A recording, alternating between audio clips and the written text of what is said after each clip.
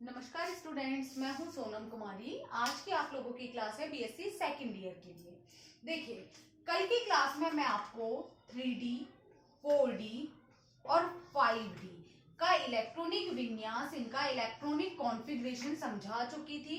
उसमें मैंने आप लोगों को ये समझाया था कि किस किस तरह से हम इलेक्ट्रॉन्स फिल करते हैं। यहाँ पर सबसे पहले अक्रिय गैसें हमने लिखी थी, जिसमें यहाँ आर्गन, यहाँ क्रिप्टॉन, इसमें जीनॉन अक्रिय गैस थी। उसके बाद में मैंने आप लोगों को बताया था, ये जिस आवर्त के तत्व है उस आवर्त की एस कक्षक इनमें आएगी। कौन कौन सी थी? 4s, 5s और 6s। एस कक्षकें कौन कौन सी थी? 4s, 5s और 6s कक्षकें इसमें थी। उसके बाद में इससे एक कम डी कक्षक, यहाँ इससे एक कम डी कक्षक और यहाँ भी इससे एक कम डी कक्षक होगी। लेकिन आप जानते हैं कि जब यहाँ इससे एक कम डी कक्षक है तो डी से भी तो एक कम एफ कक्षक होती है ना, तो यहाँ 4f आ सकता है। यहाँ 3f पॉसिबल नहीं है, लेकिन यहाँ 4f पॉसिबल है। इसलिए कल मैंने यहाँ पर 4f भी लिखा था और यहाँ पर 4f में सब में 14 विन्यास आया था। यहाँ आप देखिए, इसमें एक भी था और दो भी था, और यहाँ 1 से लेके 10 तक। यहाँ पे भी एक भी था, दो भी था, और यहाँ 1 से लेके 10 तक। यहाँ पे भी एक और दो दोनों विन्यास थे, और यहाँ 1 से लेके 10 तक विन्यास था। आप देखिए लास्ट वीडियोस में जाके, आप लोगों ने इसमें देखा होगा कि यहाँ हमने क्रोमियम याद कीजिए, कॉपर याद कीजिए, उसमें हमने क्या किया था, इससे एक इलेक्ट्रॉन लेके इसको दे दिया था, जिससे ये हाफ फील्ड अर्धपूरित स्थायी हो गया था। और क्रोमियम में ये अर्धपूरित स्थायी था, हाफ फील्ड स्टेबल था, जबकि कॉपर में ये फुल फील्ड स्टेबल था और ये हाफ फील्ड स्टेबल था। तो इसलिए हमने इनमें इलेक्ट्रॉन्स का आदान प्रदान किया था। हम नॉर्मली जब भी इलेक्ट्रॉनिक विन्यास लिखते हैं तो इलेक्ट्रॉनिक विन्यास लिखने के लिए हमारा फॉर्मूला होता है NS122, NP126, N-1D, 1 to 10, N-2F, 1 to 14। ये बात किसकी हुई? इलेक्ट्रॉन विन्यास लिखने की। ये सिर्फ डी ब्लॉक के लिए नहीं है, ये ऑल ओवर आवर्त सारणी के लिए इलेक्ट्रॉनिक विन्यास, इलेक्ट्रॉनिक कॉन्फ़िगरेशन लिखने का एक फॉर्मूला है, जिसमें आप एस कक्षक में जानते हैं मैक्सिमम 2 इलेक्ट्रॉन हम फिल कर सकते हैं। तो यानी 1 से लेके 2 तक इलेक्ट्रॉन इसमें आप फिल कर सकते हैं।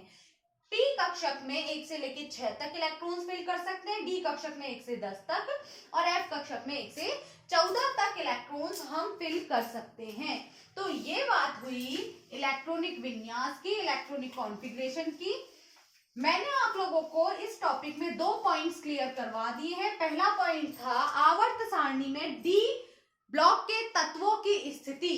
तो आवर्त सारणी में क्या स्थिति थी, मैंने आप लोगों को बताया था, ये आवर्त सारणी है, इसमें ये डी ब्लॉक है, ये एस ब्लॉक है, ये पी ब्लॉक है।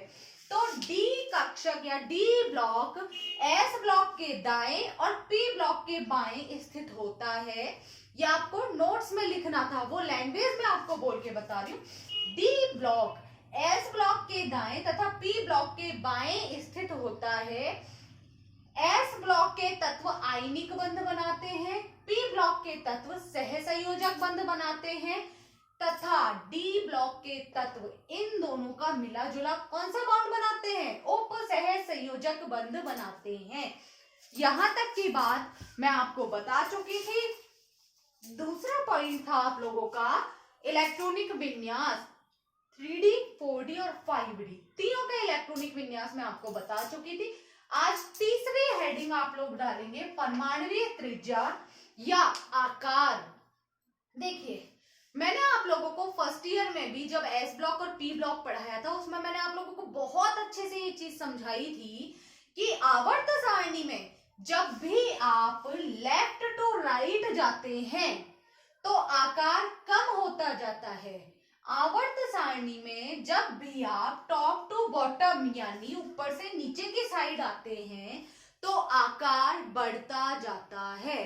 देखिए, यहाँ पे 3D है, उसके बाद में 4D, फिर 5D, यानी क्वांटम संख्या बढ़ती जा रही है ना। क्वांटम संख्या क्या होती है, ns np, तो इसमें जो n है यही तो क्वांटम संख्या है। तो आप जानते हैं कि यहाँ n कौन सा था, यहाँ n थी 4s था ना यहाँ पे, यहाँ 5s बढ़ गई एक क्वांटम संख्या, यहाँ 6s एक और क्वांटम संख्या बढ़ी। ये बात मैं कर रही हूँ 3d 4d और 5d की। तो यहाँ पर क्वांटम संख्याओं के मान बढ़ते जा रहे हैं, या मैं कहूं कि कोशों की संख्या बढ़ती जा रही है। तो टॉप टू बॉटम आने पर, ऊपर से नीचे आने पर कोशों की संख्या बढ़ती जाती है। अब जब कोश की संख्या बढ़ेगी तो उस केस में आकार भी बढ़ेगा।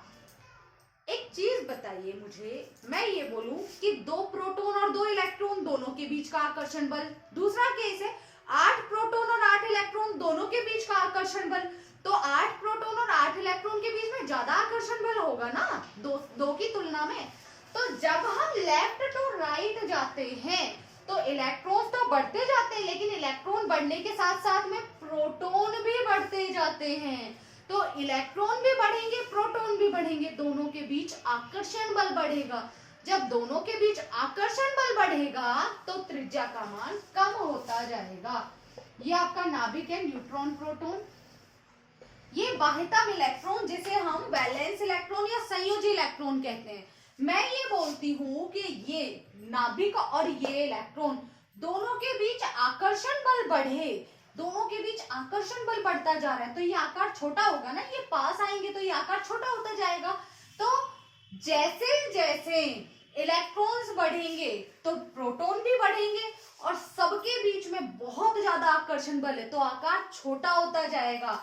हम इलेक्ट्रॉन्स इसी में तो बढ़ते जा रहे हैं, तो सेम में जब हम इलेक्ट्रॉन्स बढ़ते जा रहे हैं तो इसका आकार कम होता जाएगा। आप देखिए D1 D2 D3 4 5 6 हम इसमें इलेक्ट्रॉन भरते जाते हैं, तो लेफ्ट टू राइट आने पर आकार कम होता जाएगा। जबकि टॉप टू बॉटम आने पे क्या होता है, कोशों की संख्या बढ़ती है। जैसे ये न्यूट्रॉन प्रोटॉन, ये बात हुई 3D की, मान लीजिए ये न्यूट्रॉन प्रोटॉन, ये बात हुई 4D की, और ये बात हुई 5D की। तो यहाँ पर कोशों की संख्या लगातार बढ़ती जा रही है। तो आप देखिए आकार बढ़ रहा है ना, तो टॉप टू बॉटम आने पे आकार बढ़ता जाता है। इलेक्ट्रॉन तो बढ़ते ही हैं, लेकिन आकार भी बढ़ता जा रहा है। आप जस्ट ये एग्जाम्पल देके देखिए, एग्जाम्पल से समझिए। आप लोग किसी घर में रहते हैं, उस घर में फिक्स कमरे हैं, उन कमरों में यदि मैं ये बोलूं एक एक कमरा बढ़ाते जाइए तो घर का आकार बढ़ जाएगा ना। चाहे आप मेंबर बढ़ा रहे हैं उसके अकॉर्डिंग, लेकिन घर का आकार भी तो बढ़ रहा है। तो कोई फर्क नहीं पड़ा, पहले जिस रूम में 2 लोग रहते थे अब भी उस रूम में 2 लोग ही रहते हैं। क्यों? क्योंकि कमरे बढ़ गए, रूम बढ़ गए उसमें। सेम चीज यहाँ पर टॉप टू बॉटम जाने पे आकार बढ़ रहा है, मेंबर तो बढ़ रहे हैं, मेंबर मीन्स इलेक्ट्रॉन, इलेक्ट्रॉन तो बढ़ रहे हैं पर आकार भी तो बढ़ रहा है, तो कोई फर्क नहीं पड़ेगा, आकार बढ़ता जाएगा। पर मैं बात करूं कि वही एक घर है, उतने ही कमरे हैं, शादी में बहुत सारे गेस्ट आ गए, पहले जिस रूम में 2 लोग थे अभी उस रूम में 10 लोग हैं, तो आप लोगों को वो घर छोटा लगेगा। क्यों? क्योंकि अभी वहां भीड़ भाड़ ज्यादा हो गई। सेम यहाँ पे है कि यहाँ से यहाँ जाने पे इलेक्ट्रॉन भी बढ़ रहे हैं, प्रोटॉन भी बढ़ रहे हैं, आकार उतना की उतना ही है। तो ये पास पास आएंगे, ये पास पास आएंगे तो ये आकार छोटा होता जाएगा। ये बात हुई नाभिकीय आकर्षण बल की। तो नाभिक और संयोजी इलेक्ट्रॉन या बाह्यतम कोश के इलेक्ट्रॉन के बीच में जो आकर्षण बल होता है, उस आकर्षण बल को हमने नाम दिया है नाभिकीय आकर्षण बल। परमाणुवीय त्रिज्या किन 2 चीजों पर निर्भर करती है? नाभिकीय आकर्षण बल पहली चीज,